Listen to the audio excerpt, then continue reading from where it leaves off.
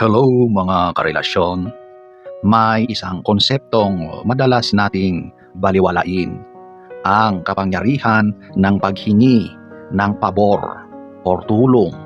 Maraming kababaihan ang naniniwala na ang pagiging independent woman at hindi paghingi ng tulong ang susi para respetuhin sila ng lalaki.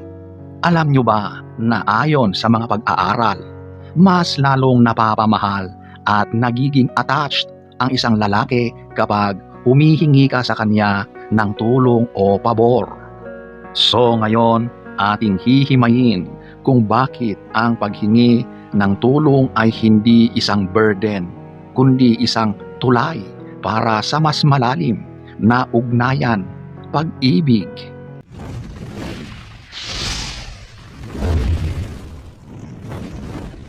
Number 1, ang cognitive dissonance. Ayon sa isang scientist or psychologist, sinasabi dito na mas nagiging fond o nagugustuhan natin ang isang tao kapag ginawan natin sila ng pabor. Kapag ang isang lalaki ay gumawa ng pabor para sa iyo, maliit man yan o malaki, ang utak niya ay kailangang i-justify ang kanyang kilos. Sasabihin ng isip niya, bakit ko ba ito ginagawa para sa kanya?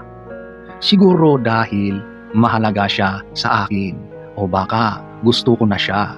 Ito ay isang paraan ng pag-connect sa ating mga kilos, sa ating nararamdaman. Sa bawat pabor na ginagawa niya, subconsciously ay kinukumbinsin niya ang sarili niya na invested siya sa iyo. Hindi mo siya pinipilit. Ang sarili niyang isip ang bumubuo ng attraction habang gumagawa siya ng pabor sa iyo. Kaya ladies, kapag meron ka diyang nagugustuhang lalaki, humingi ka ng tulong sa kanya. I'm sure, umpisa yan ng something na masaya. Number 2, activating the hero instinct. Ang bawat lalaki ay may likas na biological drive na maging provider at protector. So, sa tuwing humihingi ka ng pabor, binibigyan mo siya ng pagkakataon na maging hero sa paningin mo at gustong-gusto ito ng lalaki. Ang pakiramdam na siya ay kailangan, needed, ay isa sa nakaka-addict na pakiramdam para sa isang lalaki. Kapag nararamdaman niyang may silbi siya sa buhay mo, doon lumalalim ang kaniyang commitment. Ang pagiging too independent ay minsan nag-aalis ng space para maramdaman ng lalaki na meron siyang halaga, na may silbi siya. Ang paghingi ng pabor ay pagbibigay sa kanya na meron siyang purpose sa piling mo. Kaya ladies, kapag ang lalaki ay nararamdaman niyang parang wala siyang nagagawa, wala siyang naiaambag sa relasyon ninyo, nagbibigay yan sa lalaki ng pakiramdam na wala siyang silbi. Kaya ladies, kahit ano pa yan, sabihin mo sa partner mo o sa lalaki na yan na pwede mo ba akong tulungan? Maliit man yan o kaya uri lang ng paglalambing, gawin mo. Napakalaki ang effect niyan sa lalaki, positively. Number 3, vulnerability and trust. Ang paghingi ng pabor ay isang akto of vulnerability. Ipinapakita mo na hindi mo kayang gawin ang lahat ng mag-isa, na kailangan mo rin ng tulong ng iba, lalo na sa lalaki. Sa mata ng isang lalaki, ang babaeng kayang magpakita ng kahinaan ay isang babaeng may tiwala sa kanya. Ang tiwala ay ang pinakamalakas na dikit, glue sa isang relasyon. Kapag ipinagkakatiwala mo sa kanya ang isang pabor, nararamdaman niya na kabilang siya sa iyong inner circle. hindi ka lamang basta humihingi ng tulong, binubuksan mo ang pinto ng iyong mundong ginagalawan para makapasok siya. Ang psychological intimacy na nabubuo sa simpleng pagtutulungan ay mas matibay kaysa sa mga mabubulaklak na salita. Kaya ladies, ibaba minsan ang pride. Huwag kang matakot humingi ng tulong sa lalaki.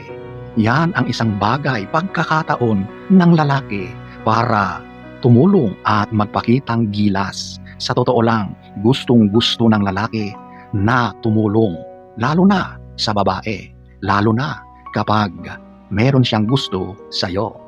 Number 4, the investment theory.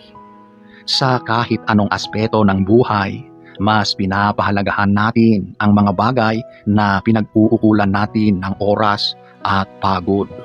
Kapag ang isang lalaki ay laging gumagawa ng pabor para sa iyo, nag-i-invest siya ng kanyang resources, oras, lakas, at atensyon. Ayon sa psychology, kapag marami na tayong nai-invest sa isang tao, mas lalong mahirap na bumitaw or lumayo. Ang bawat pabor ay parang isang deposit sa bangko ng kanyang emosyon. Mas marami siyang ginagawa para sa iyo, mas lumalaki ang halaga mo sa kanyang paningin dahil hindi ka lamang basta babae. Ikaw ang babaeng pinag-uukulan niya ng kanyang pinakamahalagang resources. Di ba ladies, napakahusay na diskarte ito. Kaya kapag meron kang lalaking natitipuhan, tawagin mo na siya at magpatulong ka kung ano man yan. Number 5, dopamine and the reward system.